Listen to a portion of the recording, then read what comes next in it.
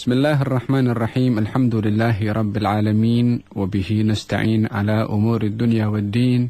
Wassalatu wassalamu ala asyrafil mursalin sayyidina Muhammadin wa ala alihi wa sahbihi ajma'in. Amma ba'du.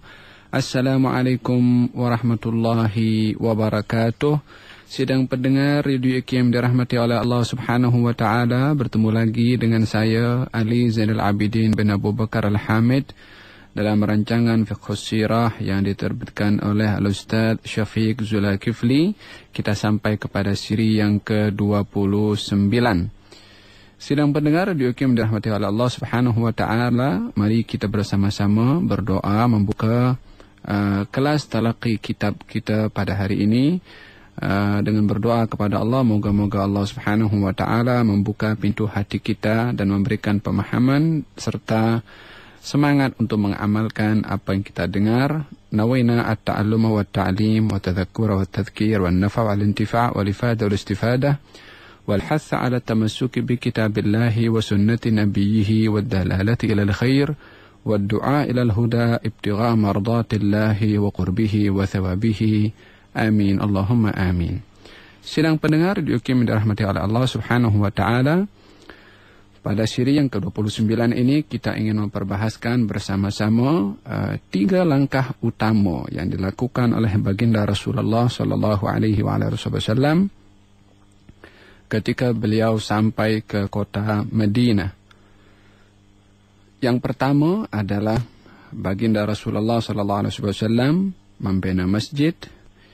Yang kedua, baginda mempersaudarakan di antara kaum muhajirin dan juga al-ansar.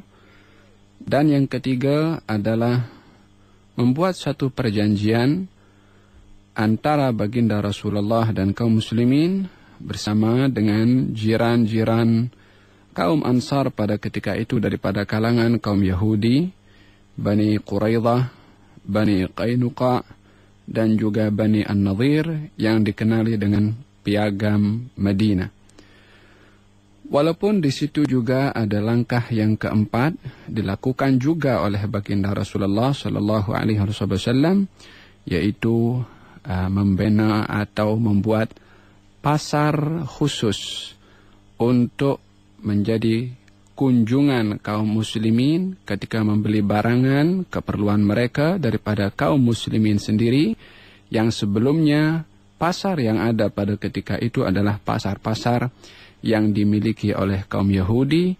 Dan orang-orang di Madinah pada waktu itu bila mana membeli barangan, mereka membeli barangan daripada bangsa Yahudi.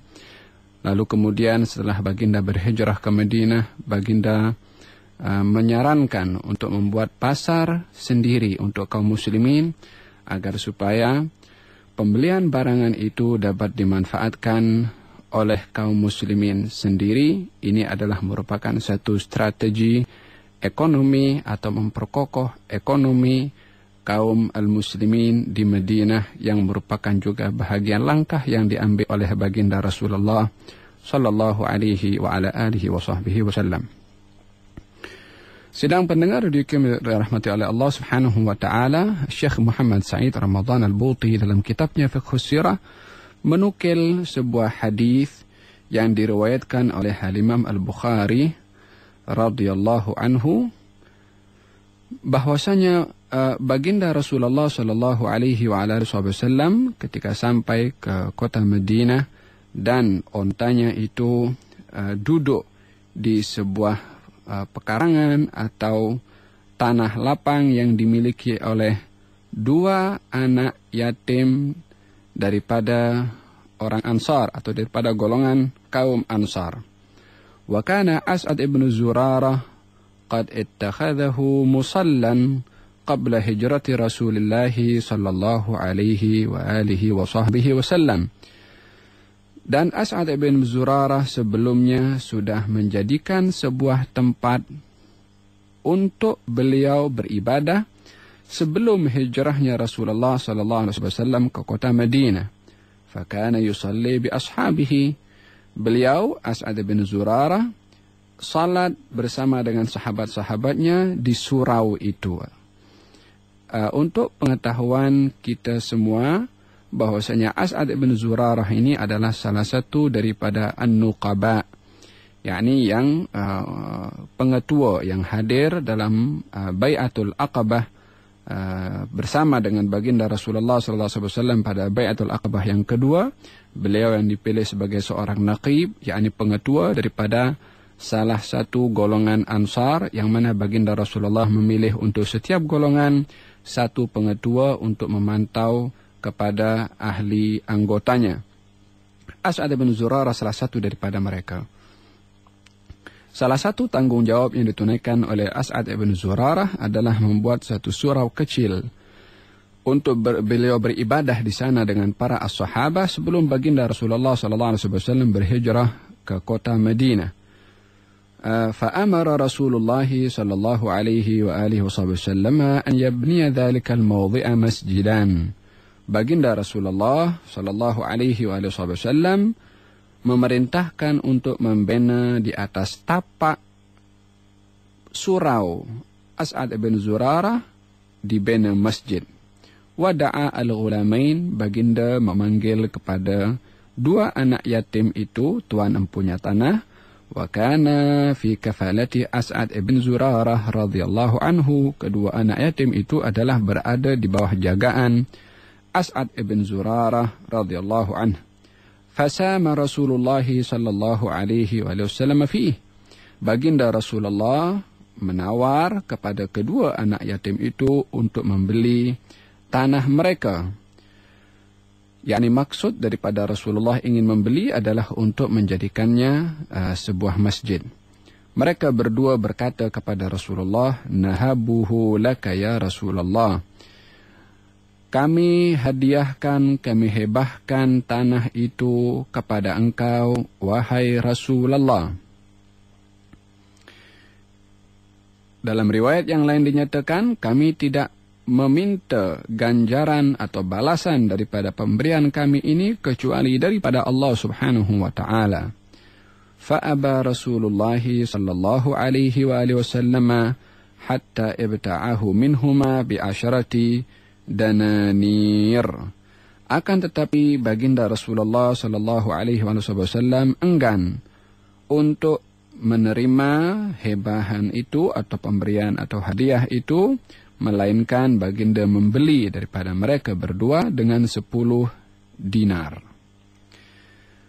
Hadirin sedang pendengar radio yang dirahmati oleh Allah Subhanahu wa taala, keengganan baginda Rasulullah untuk menerima hadiah dan pemberian daripada kedua anak yatim itu bukan oleh kerana baginda tidak mahu menerima kepada hadiah. Bagaimana pula baginda akan berbuat sedemikian sementara baginda sendiri yang menggalakkan kepada umatnya untuk saling memberi hadiah satu dengan yang lain untuk meraih kasih dan sayang satu kepada yang lain. Tahadau tahabu. Salinglah kamu memberi hadiah, maka kamu akan saling kasih mengasihi satu dengan yang lain. Akan tetapi keengganan baginda Rasulullah untuk menerima hadiah pemberian tanah itu daripada kedua anak yatim tersebut disebabkan oleh kerana baginda melihat keadaan kondisi kedua anak yatim itu yang memerlukan kepada harta, mereka hidup dalam keadaan yang memerlukan, maka baginda Rasulullah lebih menitik beratkan kepada keadaan mereka, keadaan ekonomi mereka, agar supaya mereka mendapat apa yang menjadi hak kepada harta mereka yang berupa tanah yang dibeli oleh Nabi Muhammad sallallahu alaihi wasallam. Sebab yang kedua adalah baginda ingin mengajarkan kepada umatnya agar supaya membiasakan diri untuk berkorban dengan harta dan menyumbangkannya untuk membina rumah Allah Subhanahu wa ta'ala, yaitu yang dimaksudkan adalah masjid. Sidang pendengar radio yang dirahmati oleh Allah Subhanahu wa ta'ala, masjid adalah rumah Allah Subhanahu wa ta'ala. Firman Allah Subhanahu wa ta'ala, wa annal masajida lillahi fala tad'u ma'allahi ahada. Dan sesungguhnya masjid-masjid itu adalah milik Allah, tidak dibenarkan beribadah, meminta bersama dengan Allah dengan sesuatu pun. Maka kehormatan masjid yang menjadi milik Allah Subhanahu wa ta'ala, perkara-perkara selain daripada yang membawa manfaat ibadah, maka tidaklah dibenarkan untuk dilakukan di dalam masjid, walaupun bila mana dilakukan di luar masjid adalah perkara yang boleh, seperti jual beli, seperti orang yang berteriak di dalam masjid akan kehilangan barangnya, dan apa saja perkara-perkara yang tidak sesuai untuk dilakukan di dalam masjid. Demikian di dalam hadis baginda Rasulullah sallallahu alaihi wasallam ketika mengingatkan kepada salah seorang badui yang melakukan perkara yang tidak sopan di masjid, baginda mengingatkan dan menegur kepadanya dengan memberitahukan bahwasanya masjid ini adalah untuk zikir kepada Allah, untuk salat, dan juga untuk membaca Al-Quran Al-Karim. Sedang pendengar yang dirahmati oleh Allah Subhanahu wa ta'ala, terdapat perbezaan pandangan ulama berkenaan dengan masjid pertama yang dibina ataupun masjid yang dikategorikan oleh Allah Subhanahu wa ta'ala di dalam Al-Quranul Karim, yaitu Masjid Quba dan Masjid Nabawi.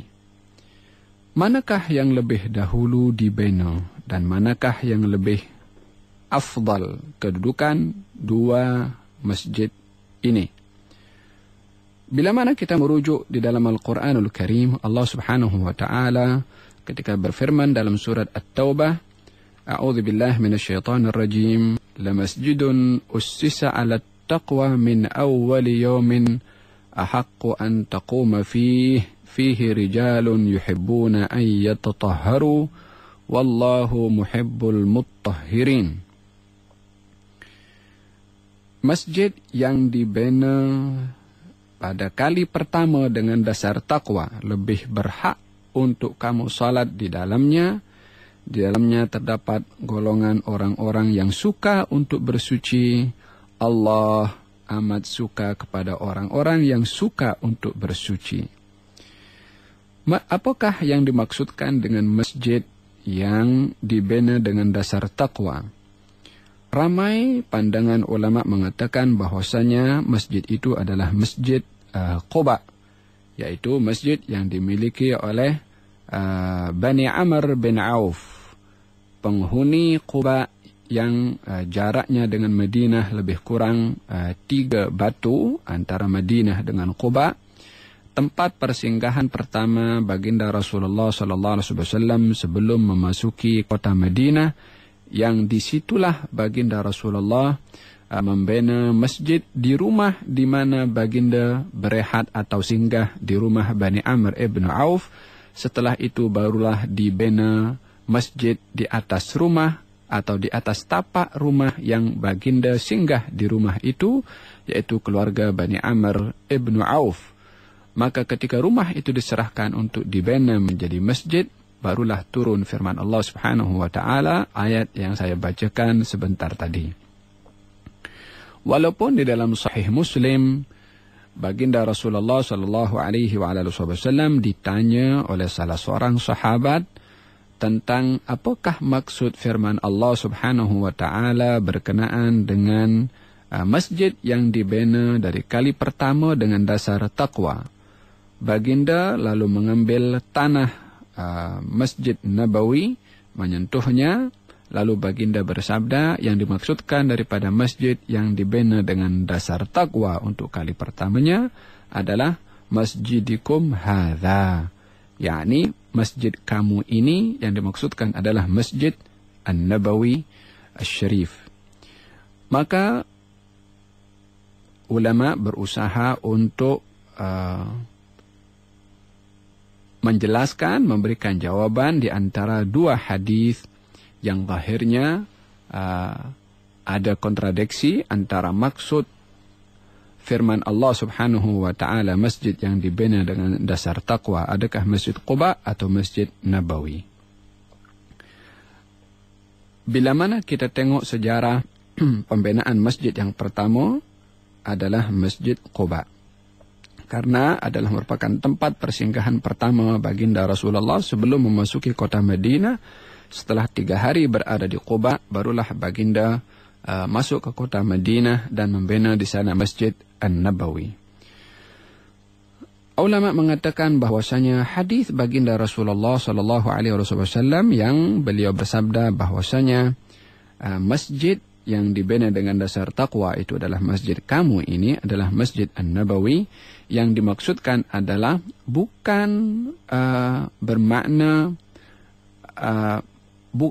Masjid Quba adalah tidak termasuk daripada masjid yang dibina dengan dasar takwa. Tidak demikian. Akan tetapi baginda ingin memberikan isyarat bahwasanya Masjid Quba dibina dengan dasar takwa, Masjid Nabawi juga dibina dengan dasar takwa, tapi isyarat Nabi ketika ditanya tentang masjid yang dibina dengan dasar takwa itu kepada Masjid Nabawi menunjukkan bahwasanya di antara 2 masjid yang dibina dengan dasar takwa yang lebih afdal adalah masjid aku ini, yakni Masjid An-Nabawi.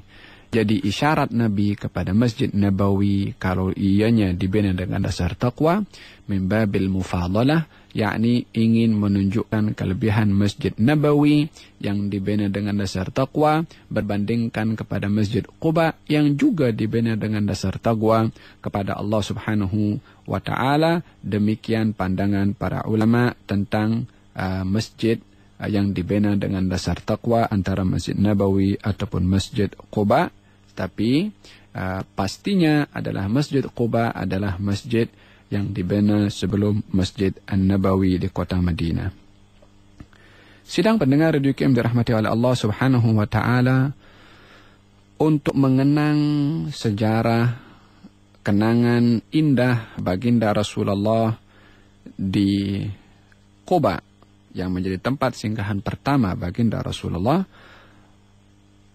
baginda sentiasa setiap hari Sabtu akan keluar daripada kota Madinah, baik berjalan kaki ataupun menaiki hayawan tunggangan, untuk pergi ke Masjid Quba dan salat di sana 2 rakaat.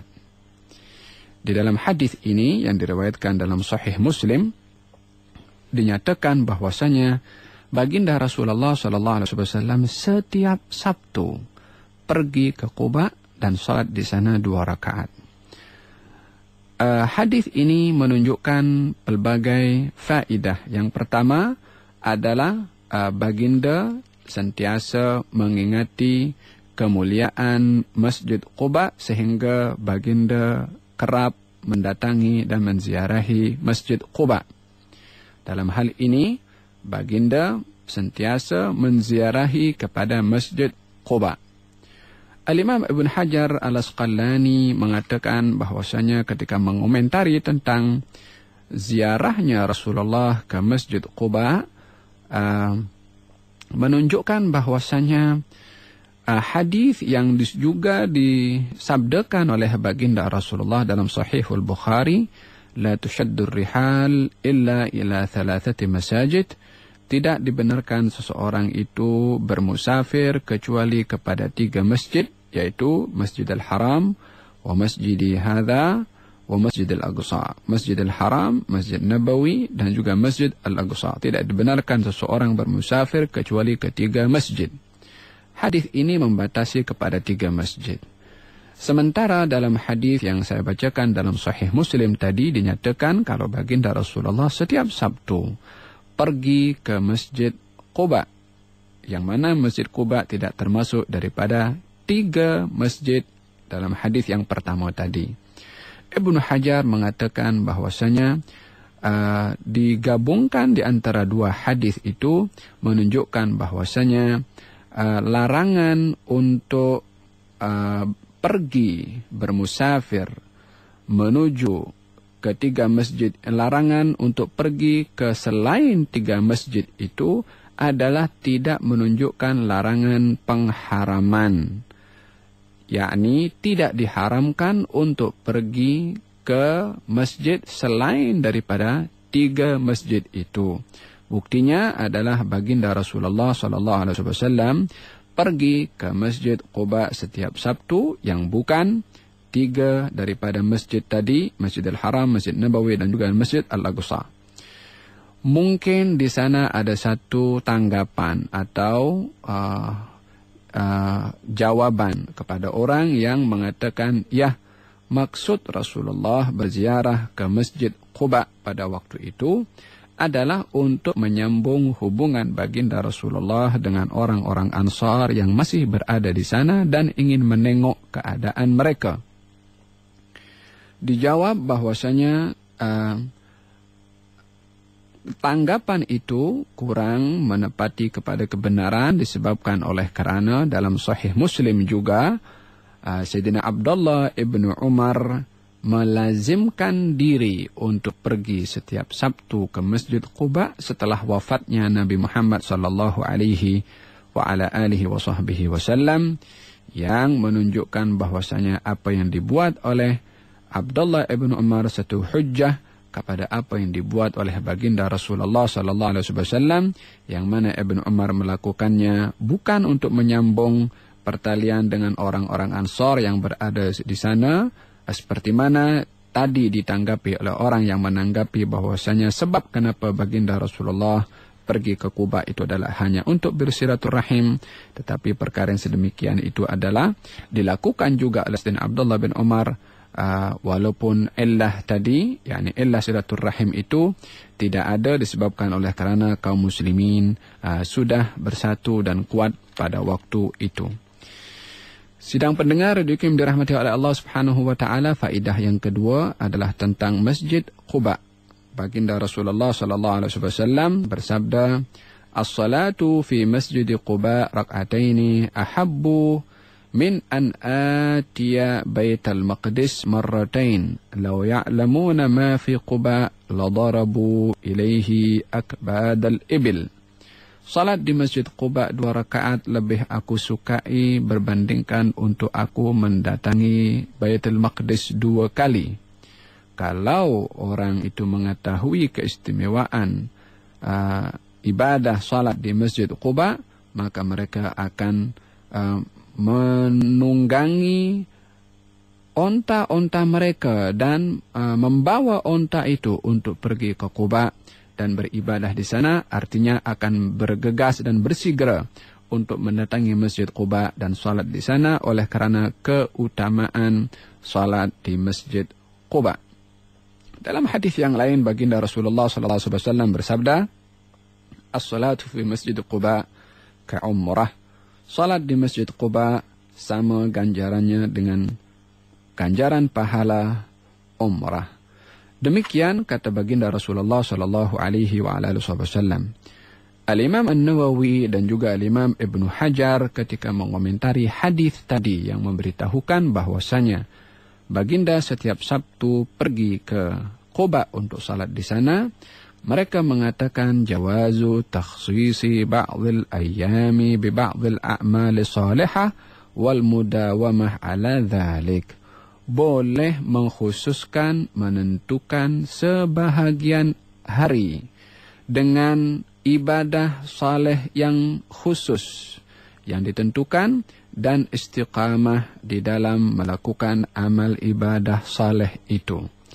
Yakni bila mana memilih hari di dalam 1 minggu dengan mengkhususkan satu amal ibadah tertentu adalah perkara yang dibolehkan, seperti mana baginda Rasulullah mengkhususkan berziarah ke Masjid Quba pada hari Sabtu, maka dengan demikian menjadikan hari di dalam 1 minggu, 1 bulan, dalam 1 tahun, hari-hari tertentu untuk dilakukan di dalamnya amal-amal yang saleh adalah perkara yang dibenarkan, sebagaimana kata-kata Al-Imam Ibnu Hajar dan juga Al-Imam An-Nawawi rahmatullahi alaihima. Sidang pendengar yang dirahmati oleh Allah Subhanahu wa taala, Masjid Nabawi dibina oleh baginda Rasulullah setelah membelinya daripada 2 anak yatim itu, dan baginda Rasulullah sallallahu alaihi wasallam membina rumah-rumah istri-istri baginda Rasulullah berhampiran dengan Masjid Nabawi itu. Rumah-rumah dibina, dindingnya itu adalah rapat dengan dinding Masjid Nabawi dengan mempunyai 2 pintu. Pintu menghala ke masjid dan pintu yang menghala ke pintu belakang rumah. Ini demi untuk memudahkan baginda Rasulullah untuk keluar ataupun masuk ke dalam masjid. Sayyidina Hasan Al-Basri yang melihat kepada rumah baginda Rasulullah sallallahu alaihi wasallam setelah wafatnya baginda, tentunya karena beliau adalah salah seorang tabi'in, melihat bahwasanya rumah itu amat sederhana, dibina daripada batu bata yang terbuat daripada tanah, dan bumbungnya itu adalah daripada pelepah korma, daun korma, kemudian tiangnya itu pun daripada kayu-kayu korma, pokok korma. Sehingga kata Sayyidina Hasan Al-Basri mengatakan, aku memasuki kota Madinah, memasuki rumah baginda Rasulullah sebelum dirobohkan untuk diperluas Masjid Nabawi. Aku hulurkan tanganku ke atas, aku dapati tangan aku dapat menyentuh bumbung rumah baginda Rasulullah sallallahu alaihi wasallam. Andai rumah itu tidak dirobohkan, sehingga umatnya dapat melihat bagaimana Nabi mereka hidup dalam keadaan serba sederhana dan berkecukupan. Demikian ungkapan Sayyidina Hasan Al-Basri radhiyallahu anhu wa arda. Sidang pendengar yang dirahmati oleh Allah Subhanahu wa taala, pembangunan Masjid Nabawi ini adalah mengalami beberapa proses. Yang pertama, baginda sendiri yang membangunnya. Lalu kemudian di zaman Sayyidina Abu Bakar As-Siddiq, bangunan Masjid Nabawi itu tiada perubahan, sehingga di zaman Sayyidina Umar bin Khattab ketika melihat jumlah bilangan kaum muslimin semakin ramai, maka bahagian belakang masjid itu diperluas oleh Sayyidina Umar bin Khattab. Dan pada zaman Sayyidina Uthman bin Affan, masjid itu diperindah lagi bangunannya, terbuat daripada dinding yang kuat dan kokoh, dan dihiasi dengan hiasan yang sederhana oleh Sayyidina Uthman ibn Affan, yang pada waktu itu sebahagian daripada orang-orang yang berada di sekelilingnya menganggap apa yang dilakukan oleh Sayyidina Uthman bin Affan adalah merupakan suatu perkara pembaziran. Maka Sayyidina Uthman bin Affan ketika diingatkan kepadanya akan apa sangkaan mereka, Sayyidina Uthman bin Affan mengatakan bahwasanya, aku mendengar Rasulullah sallallahu alaihi wa ala alihi wasallam bersabda, man bana masjidan lillahi, barang siapa yang membina masjid kerana Allah Subhanahu wa taala, banallahu lahu mithlahu baitan fil jannah, Allah akan membangunkan untuknya rumah yang serupa dengannya di syurga. Maka Sayyidina Uthman memberikan hujah sebab kenapa dia mempercantik rumah Allah Subhanahu wa taala, sebab dia membinanya kerana Allah dan dia ingin mengharapkan ganjaran dari Allah seperti mana ia cantikkan rumah Allah di bumi. Beliau menghendaki juga rumah yang Allah janjikan untuknya di syurga dicantikkan juga oleh Allah Subhanahu wa taala. Apa yang menjadi permasalahan adalah bila mana di dalam mempercantik masjid itu adalah bukan kerana Allah Subhanahu wa taala, atau hanya semata-mata menunjukkan hiasan dan keindahan kepada masjid, yang mana perkara ini adalah berlaku di zaman kita sekarang, sebagaimana perkara ini pernah diceritakan, bahkan disampaikan dan dikhabarkan oleh baginda Rasulullah sallallahu alaihi wa alihi wasallam. Beliau bersabda, ya'ti ala ummati zamanun yatabahawna bil masajidi thumma la ya'murunaha illa qalila. Akan datang kepada umatku di satu zaman nanti orang-orang yang membangga-banggakan atau menghiasi, mencantikkan masjid-masjid, akan tetapi tidak memakmurkannya kecuali sedikit sekali daripada mereka. Ini adalah ungkapan baginda Rasulullah sallallahu alaihi wasallam tentang keadaan masjid yang berlaku di akhir zaman. Tentunya kita banyak melihat di zaman kita sekarang ini, zakhrafatul masajid, penghiasan-penghiasan kepada masjid pada masa yang sama kurangnya orang yang memakmurkan masjid-masjid sebagai rumah Allah Subhanahu wa taala. Sedang pendengar yang dirahmati oleh Allah Subhanahu wa taala, masjid setelah dibina oleh baginda Rasulullah sallallahu alaihi wasallam, baginda pun turun padang, membawa batu, membawa tanah dan kayu untuk membina Masjid Nabawi, sambil membacakan, mengalunkan syair-syair Allahumma la aisha, Allahumma la khaira illa khairul akhirah, fansuril ansar wal muhajirah. Ya Allah, tiada kebaikan melainkan kebaikan di akhirat. Tolonglah kaum Ansar dan juga kaum Al-Muhajirin, yakni memberikan semangat di antara mereka ketika sama-sama bergandeng bahu dan bekerja satu dengan yang lain membina masjid Nabi Muhammad sallallahu alaihi wasallam. Tanah itu awalnya terdapat beberapa kubur-kubur kaum musyrikin yang sudah lama dikuburkan di sana, digali balik oleh Nabi sallallahu alaihi wasallam dan dipindahkan ke tempat yang lain. Barulah dibina di atas tanah itu Masjid Nabi sallallahu alaihi wasallam. Lalu kemudian masjid itu adalah diletakkan di bumbung yang terbuat daripada daun-daun korma, dan juga tiangnya adalah daripada pokok-pokok korma. Sebahagian daripada masjid itu berbumbung dan sebahagian yang lain adalah terbuka tanpa bumbung. Sidang pendengar yang dirahmati oleh Allah Subhanahu wa taala, demikian pembangunan masjid Nabi pertama yang dibina di kota Madinah yang dikenali dengan Masjid An-Nabawi, yang setelah beberapa lama mereka bergandeng bahu membina masjid itu, barulah masjid itu selesai dan menjadi tempat peribadatan baginda Rasulullah bersama dengan kaum muslimin. Di bahagian belakang masjid itu dibuatkan sebuah ruangan untuk as-suffah, yaitu untuk orang-orang yang tak mempunyai tempat untuk berteduh daripada kaum fakir miskin. Ditempatkan oleh baginda Rasulullah di sana sebagai tanda pemberian hak kemanusiaan kepada orang-orang yang sangat memerlukan untuk diberikan haknya sebagai seorang manusia yang memerlukan tempat perlindungan.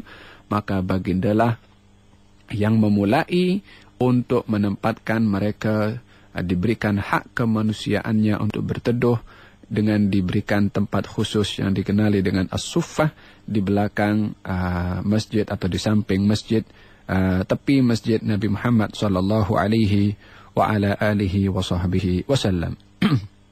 Sedang pendengar yang dirahmati oleh Allah Subhanahu wa taala, tentunya Masjid Nabi adalah masjid yang kedua termulia setelah Masjid Al-Haram. Walaupun bagi pandangan Al-Imam Malik alaihi ridwanullah mengatakan bahwasanya Masjid Nabi itu lebih mulia berbandingkan kepada Masjidil Haram atau Ka'bah, disebabkan oleh kerana Ka'bah dibina oleh Nabi Ibrahim, sementara Masjid Nabawi adalah dibina oleh Nabi Muhammad sallallahu alaihi wa ala alihi wasallam.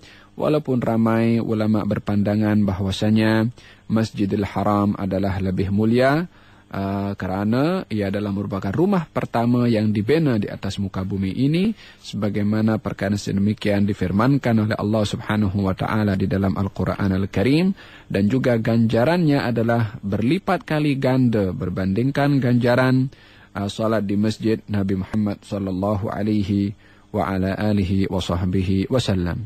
Sidang pendengar yang dirahmati oleh Allah Subhanahu wa taala, beberapa perkara berlaku ketika masjid itu dibina oleh baginda Rasulullah. Setelah masjid itu baru sempurna daripada pembinaannya, datang seorang bernama Abdullah ibn Salam, salah seorang Yahudi yang setelah mengenal pasti akan sifat-sifat kenabian itu ada kepada baginda Rasulullah, Abdullah bin Salam memeluk kepada agama Islam di Masjid Nabi Muhammad SAW setelah masjid itu sempurna dibina oleh baginda Rasulullah.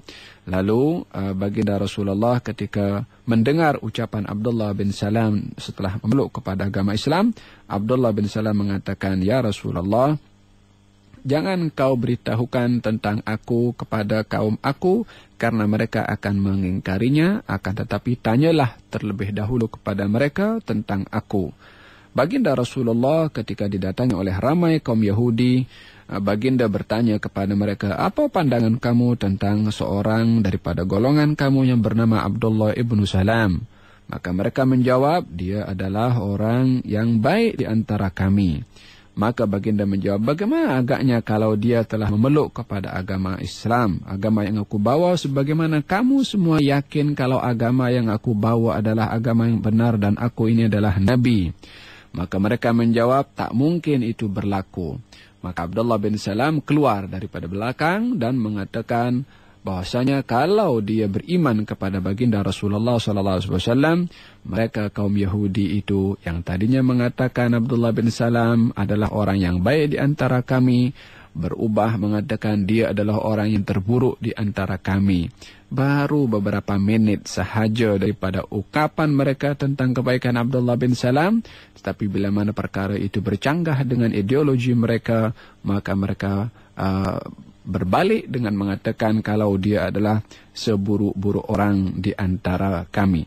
Perkara yang kedua yang berlaku adalah penyakit atau wabak humma yang ada di kota Madinah pada waktu itu yang banyak merebak dan mengenai kepada beberapa sahabat Nabi, di antara Sayyidina Abu Bakar Siddiq terkena, Bilal ibn Rabah pun terkena, yang pada akhirnya baginda setelah mendengar berita itu daripada Siti Aisyah, baginda Rasulullah SAW bersabda, "Allahumma habib ilayna al-Madinata ka hubbina li Makkah aw ashad wa sahhih wa barik lana fi sa'iha wa muddiha wanqul hummaha ilal juhfah." Ya Allah, cintakanlah kepada kami kepada kota Madinah seperti mana cinta kami kepada kota Mekah atau lebih daripada itu. Berikan kesehatan dan keberkatan kepada sa'nya, yakni timbangan, dan juga timbangan mudnya, dan pindahkanlah wabak humma, wabak itu ke Juhfah. Maka Allah Subhanahu wa taala mengabulkan doa itu. Allah berkati sa' dan juga mud kota Madinah serta wabak humma itu dipindah ke tempat Juhfah yang pada waktu itu tiada penghuni. Sidang pendengar dikim dirahmati oleh Allah Subhanahu wa taala, kita sampai kepada penghujung rancangan Fiqhus Sirah pada siri ke-29 ini. Moga-moga apa yang disampaikan tadi membawa manfaat kepada kita dan dapat kita menghayati akan sirah Nabi Muhammad untuk dapat mengenal lebih dalam lagi tentang sejarah Nabi Muhammad SAW untuk meningkatkan kecintaan ta'zim kita kepada baginda Rasulullah agar supaya kita dapat dikumpulkan bersama dengan baginda. Amin Allahumma amin. Wassalamualaikum warahmatullahi wabarakatuh.